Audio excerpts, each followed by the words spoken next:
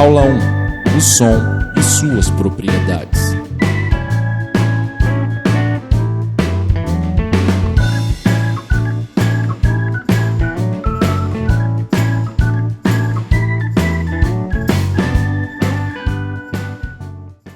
Fala galera, sejam bem-vindos a Heller Music, ensino de música. Essa é a videoaula de número 1, onde nós vamos falar sobre o som e suas propriedades, ok? Meu nome é Leandro Heller, eu vou estar aí com vocês nesse primeiro módulo de teoria musical. Eu deixo aí o meu contato, caso você queira enviar alguma sugestão ou mesmo tirar dúvidas aí. Eu fico à disposição de vocês, ok? Então vamos embora para a nossa primeira aula, onde nós vamos falar sobre o som e suas propriedades. Primeiramente, falando do som, o que é o som? Bom, o som é uma onda mecânica que precisa de um meio elástico para propagar-se, como o ar, por exemplo, né? O som ele é uma onda mecânica, capaz de se propagar pelo ar ou por outro meio. A água também é um outro exemplo, tá? Ou seja, esse meio, as partículas das moléculas desse meio, elas vibram, elas fazem um trabalho mecânico e aí sim há a onda sonora. Essa onda é tridimensional e ela se propaga em todas as direções simultaneamente. Basicamente, para dar um exemplo para vocês, imagine aí uma pessoa tocando um violão, né, e fazendo as cordas, batendo nas cordas e vibrando as cordas. As cordas põem então em movimento as moléculas do ar até que essas atingem o nosso sistema auditivo. Basicamente é assim que funciona o som, tá bom? Nós não somos otorrinolaringologistas, mas vamos falar um pouquinho da anatomia do ouvido humano, como funciona, né, o nosso sistema auditivo. O nosso sistema auditivo ele é dividido em 3 partes, tá? A orelha externa, a orelha média, a orelha interna. E vamos imaginar aí um alto-falante acionado, é ligado no alto-falante uma música, então esse alto-falante faz vibrar as moléculas do ar. Essas moléculas, então, em movimento, em vibração, né, essa onda mecânica vai entrar, então, pelo canal auditivo e vai atingir a nossa orelha média lá, mais especificamente, atingir a nossa membrana timpânica. Essa membrana timpânica, ela funciona, nesse momento, similar a um microfone. Ela vai captar essa vibração do ar, ela vai captar esse processo mecânico, onde as moléculas do ar estão em vibração, ela vai vibrar e vai levar esses impulsos mecânicos, esses impulsos vibratórios à orelha média, né? Que é aí o martelo, a bigorna e o estribo, que são 3 ossículos auditivos que a gente tem dentro do ouvido, que também, até aí, gente, é um processo totalmente mecânico. Tá? A partir daí, quando esses ossículos enviam então à cóclea esses impulsos nervosos, é na cóclea que vai ser então processado esses impulsos vibratórios em impulsos elétricos. Aqui na cóclea é que vai ser feita o processamento de sons graves, por exemplo, nas partes mais externas da cóclea, e sons mais agudos na parte mais interna da cóclea. Tá? É uma curiosidade apenas. E da cóclea, partindo aí no nervo auditivo, que leva ao nosso sistema central para que assim seja decodificado o som. Como eu disse, é simplesmente uma passagem para a gente entender como funciona o nosso ouvido humano. E por que a gente está falando isso? Porque existe, gente, sim, para nós músicos, uma diferença entre ouvir e escutar, certo? Qual seria essa diferença? Bom, então vou tentar ilustrar para vocês o que seria esse escutar. Imagine você andando em meio a um centro urbano com vários automóveis passando, vários barulhos de automóveis, de pessoas falando, enfim, até que você caminhando nessa rua, você está ouvindo várias coisas, mas em um determinado momento você escuta lá longe aquela música e aí a sua atenção auditiva se volta para aquela determinada música, ou seja, você passa a ter uma acuidade em ouvir, uma atenção maior àquele detalhe sonoro em meio àquele todo. Esse é o ato de escutar, ok? Assim, podemos dizer que ouvir é um processo fisiológico de percepção física do som e escutar demanda uma acuidade nessa percepção, A escuta pertence à dimensão interpretativa, ou seja, o nosso foco auditivo em meio àquele todo é a escuta. Ouvir é simplesmente processo fisiológico. A gente ouve por natureza. Escutar demanda de nós, principalmente nós, músicos e futuros músicos, a atenção, uma acuidade na percepção auditiva, na percepção musical principalmente. Tá? E por que a gente está falando isso? Porque segundo esse conceito da escuta que nós vamos praticar o estudo da percepção musical, ok? Ou seja, nós vamos passar a escutar, a dar mais atenção a detalhes, a voltar os nossos sentidos auditivos para determinado ponto. Vamos ter mais atenção ao ouvir. Adiante, vamos falar então continuando falando sobre os sons, né? Nós podemos dividir os sons em dois tipos de sons, vamos dizer assim, a princípio. Os sons regulares e os sons irregulares. O que seriam sons regulares e sons irregulares? Indo direto ao ponto, podemos dizer que sons regulares são sons de altura definida, ou seja, os sons regulares nós podemos dizer que são as notas musicais. E os sons irregulares são aqueles sons que nós não conseguimos definir uma altura, nenhuma nota dó, ré, mi, fá, sol, ou lá ou si. Já os sons regulares, nós conseguimos definir essas notas. Vamos ver aqui no exemplo.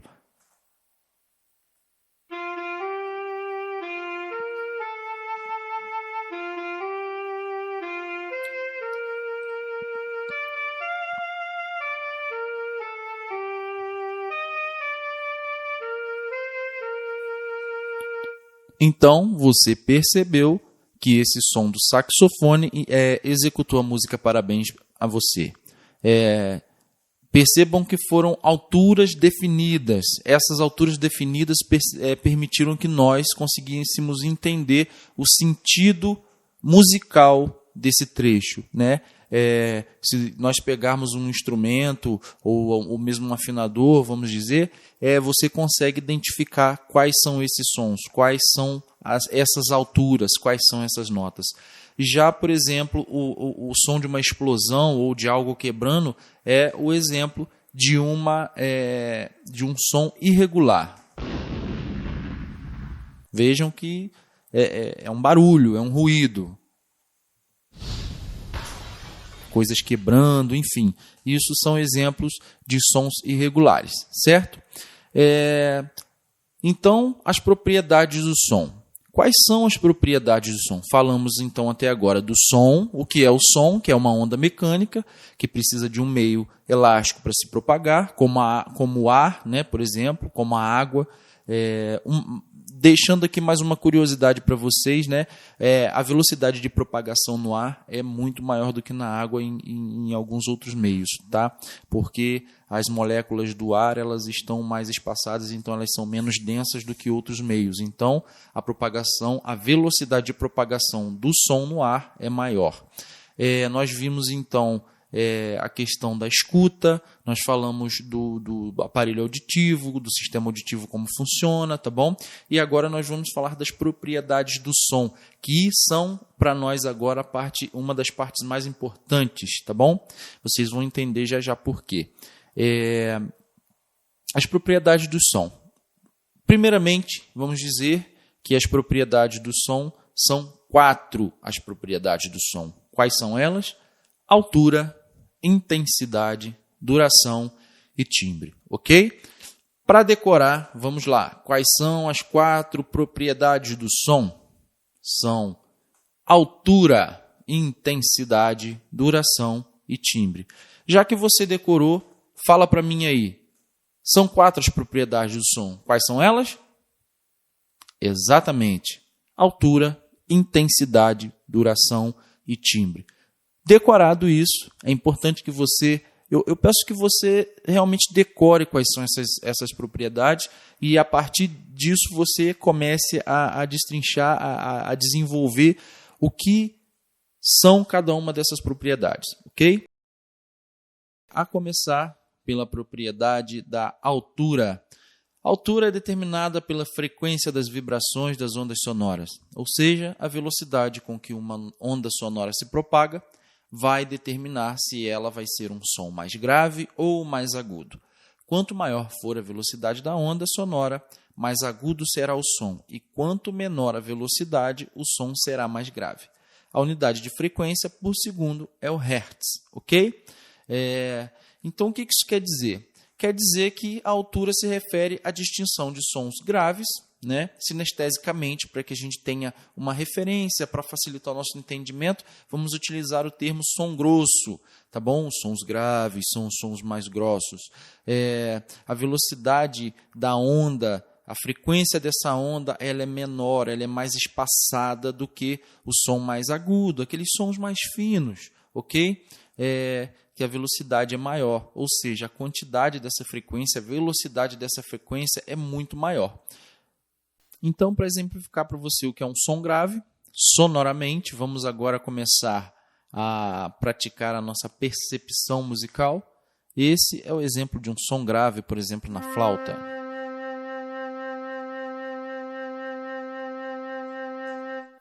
Já esse é o exemplo de um som agudo na flauta.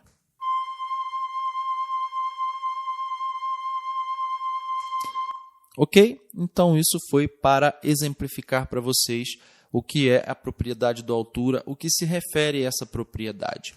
E aí, nós já vamos começar a falar para vocês que é possível escrever essas propriedades na partitura, que é o nosso intuito dessa aula de teoria musical. Daqui a algum tempo, nós já vamos estar lendo fluentemente uma partitura musical, ok? Basta o seu empenho. Então, como é que nós escrevemos a altura na partitura? Tá?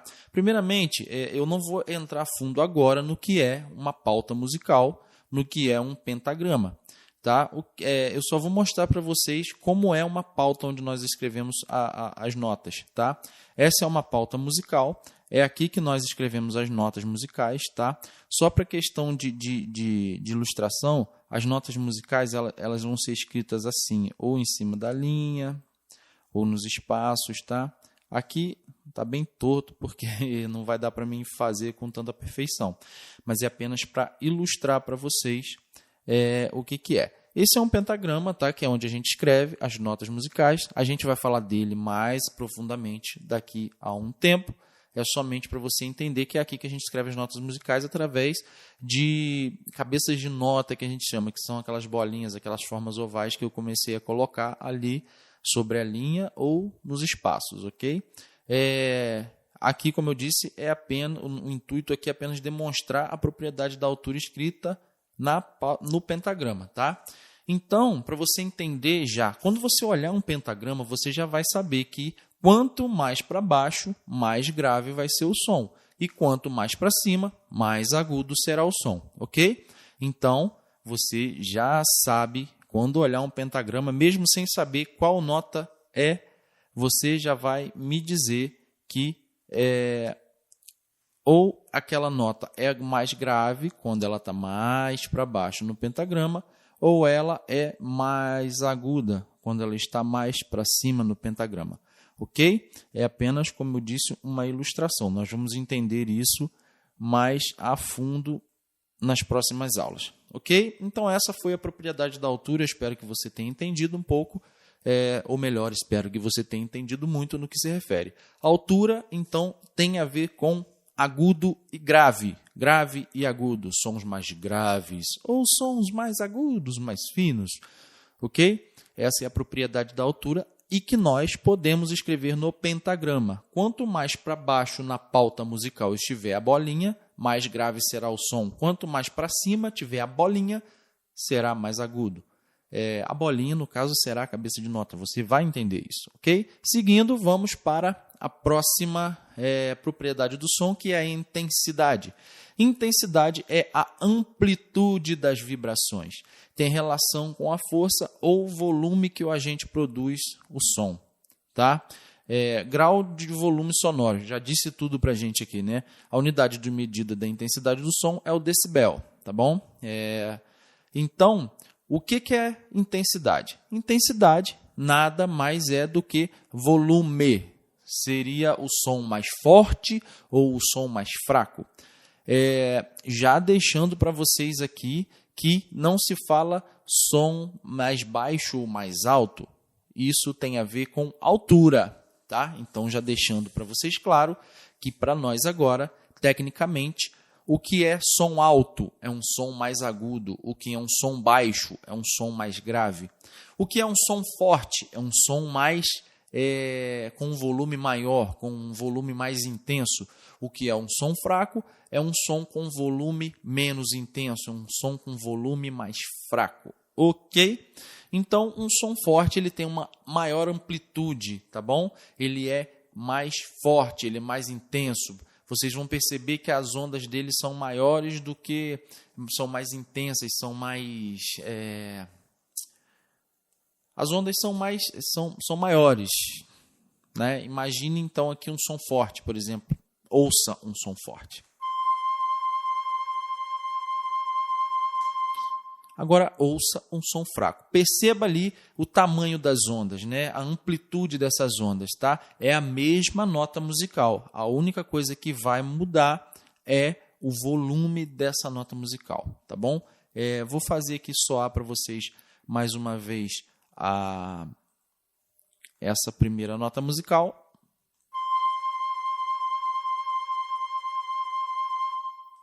Tá bom? Agora, essa outra nota musical. Olha ali que a amplitude dessa onda é menor do que a da primeira, o som mais fraco. É a mesma nota musical, apenas com volume mais fraco, mais piano. Ok? Entendido? Intensidade tem a ver com volume. Basicamente é isso. A altura tem a ver com sons graves e sons agudos. Intensidade tem a ver com sons mais fortes e sons mais fracos. Tá bom? A intensidade também é possível que nós coloquemos ela no pentagrama, que nós possamos escrever ela. Tá? Como é que funciona isso? Aqui para vocês é um enxerto de uma partitura, de um arranjo que eu elaborei. Futuramente eu espero poder mostrar para vocês, tá bom? E aqui eu vou mostrar para vocês como é a notação da intensidade na partitura. Veja ali que aparece um F, significa forte, significa que naquele momento da partitura, naquele momento da música é para você tocar mais forte. Seguindo adiante, você vai ver ali um MP, significa meio piano, ou mesopiano, ou meio fraco. Significa que você vai tocar um pouco mais forte do que o mínimo de força no volume, tá bom? Assim, seguindo adiante, mais um MP, você continua tocando mesopiano, um som mais fraco, tá bom? E aí vai mais uma vez, seguindo aí. Ali tem um sinal que é um crescendo, ok? Significa que o volume vai começando devagarzinho e vai cada vez mais aumentando o volume, tá? Gradativamente. Seguindo, ali o som forte, o meso forte que nós passamos ali não marcou. Lá na frente, circulado novamente um crescendo e um F, significa forte, e assim vai. E lá no final, um crescendo e um fortíssimo, ok? São os sinais de intensidade na partitura. O que são esses sinais de intensidade na partitura? A essa diversidade de sinais de intensidade dá-se o nome de dinâmica. Dinâmica, então, são esses sinais que a gente tem na partitura. O que é a dinâmica? É a graduação da intensidade do som, é o grau de intensidade com que o som é emitido ou articulado, é a organização da intensidade dos sons na música, é o fluxo da intensidade do som numa melodia ou numa composição. Eu deixo aqui para vocês a maioria das coisas que a gente vai colocar aqui para vocês nas nossas aulas de teoria musical. Elas são embasadas nesse livro de teoria da música, do Borromeo Med. É um ótimo livro de teoria musical, tá bom? Eu sugiro a vocês que, se possível, venham adquirir esse livro. É possível que você compre o livro de teoria, né? O livro com conteúdo teórico, e é possível também que você compre ele acompanhado de um livro de exercícios, tá bom? Para você poder praticar o que você estuda. Eu deixo aí, então, para vocês essa sugestão que é maravilhosa. Então, voltando a falar da intensidade, vamos colocar aqui alguns sinais de dinâmica, né? Aí tem ali, e esses sinais geralmente vêm embaixo do pentagrama, embaixo da pauta, da onde tem que ser respeitado. Em alguns casos, há a possibilidade dele vir em cima, caso fique muito sujo embaixo para escrever e tal, tá bom? Então, aqui estão alguns. O piano, pianissimo, ou molto pianissimo, que é para você tocar o mais piano possível. O que é tocar o mais piano possível? O mais fraco possível. Que você toque com o mínimo de volume de som. PP, pianíssimo, que é o muito suave, tá? Ali ainda no livro, inclusive do Borromeo Médio, ele dá uma frequência, ele dá ali um valor de decibel para você poder talvez mensurar o tamanho, né, a quantidade do volume de força que você vai empregar na execução. Ele tem o pianíssimo, muito suave, o mesopiano, meio suave, que a gente já falou, o mesoforte, ou meio forte, o forte, fortíssimo, muito forte, que é igual mais ou menos ali a 100 decibels, né? E o molto fortissimo ou fortissimo, extremamente forte, tá bom? E o crescendo e o diminuendo, tá bom? A gente vai então mais para frente aí, durante nossos estudos de partitura, a gente ainda vai voltar a falar deles, porque não são apenas esses os sinais de intensidade, os sinais de dinâmica. A gente está aqui apenas dando mais um exemplo para vocês de que é possível escrever essa propriedade na partitura. Tá bom? Então, passando adiante, vamos para a próxima propriedade do som, que é a duração. Duração é a propriedade do som que está relacionada com o tempo que determinado som será emitido e percebido por nossos sentidos auditivos. Está relacionado ao som longo ou som breve, tá bom? Som curto. Duração, o tempo mesmo, o nome mesmo já diz, tem a ver com o tempo que aquele som vai ser emitido. Tá? Ou o som vai ser mais longo ou mais curto. Eu peço a você que acompanhe esse exemplo 1 com som de duração longa.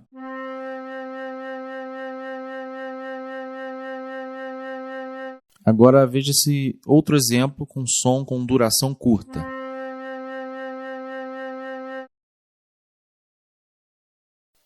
E como é que a gente escreve a duração na partitura? Tá? Essa propriedade a gente vai estudar ela mais detalhadamente num próximo capítulo. Por quê? Porque a gente precisa entender como funcionam essas figuras. Essas são as figuras que nós vamos estudar, que é a hora que muita gente corre porque acha que é difícil. Não tem nada de difícil. O importante é que a gente se atente e se dedique ao estudo da teoria musical, para que a gente não se perca, tá bom? Muita gente fica assustado e tal. Não tem nada disso. Estudar a duração de sons. E eu já deixo aqui que na música a gente trabalha com a duração do silêncio também, tá? Que são as pausas. E a gente vai ver isso futuramente. Então, só para você já ter aí uma ideia, a duração é possível escrever na partitura. Esses são alguns sinais, são na verdade, os que a gente mais usa, que são as figuras de som, o valor positivo, e as pausas, que são os valores negativos. As pausas significam a contagem da duração do silêncio, e a figura de som, ou valor positivo, é a contagem do valor de som que a gente vai tocar na música. A grosso modo é isso, tá bom? Seguindo, vamos embora. Vamos lá. Seguindo para o próximo, a próxima propriedade da música é o timbre. O que é o timbre? Timbre é a qualidade característica de cada voz ou instrumento, é a identidade de cada som. Ou podemos dizer que é a cor do som. É por essa propriedade que podemos distinguir um instrumento de outro ou uma voz de outra. Bom, então o timbre ele tem a ver com a série harmônica, com um conjunto de sons que acompanham o som fundamental. Tá? O que isso quer dizer? Quer dizer que cada tipo de instrumento vai ter vamos dizer, uma frequência, não seria talvez essa a expressão que nós vamos usar. Mas percebam ali na ilustração que o oboé e o clarinete, o violão e o diapasão, eles têm ondas diferentes, ou seja, cada um emite um tipo de onda, um tipo de frequência, vamos dizer, que caracteriza o som. O que eu quero dizer basicamente com isso? A princípio, que esse assunto de série harmônica é para um outro momento. Eu não quero falar disso aqui porque eu vou confundir a sua cabeça. Então, fica para um outro momento essa questão de série harmônica. Tá? O que eu quero falar? O que é importante você saber nesse momento sobre o timbre? Para ficar mais fácil de você entender o que é importante você saber nesse momento, nós vamos mais uma vez trabalhar com ilustrações e com a nossa percepção auditiva. Eu vou te apresentar num primeiro momento a imagem de um instrumento, de alguém executando um instrumento, e também o som daquele determinado instrumento que você vai estar vendo. E na verdade, vou te apresentar dois instrumentos e duas sonoridades diferentes. E no segundo momento, você vai apenas ouvir o som do instrumento e vai tentar adivinhar qual é o instrumento que está sendo executado. Então, vamos lá.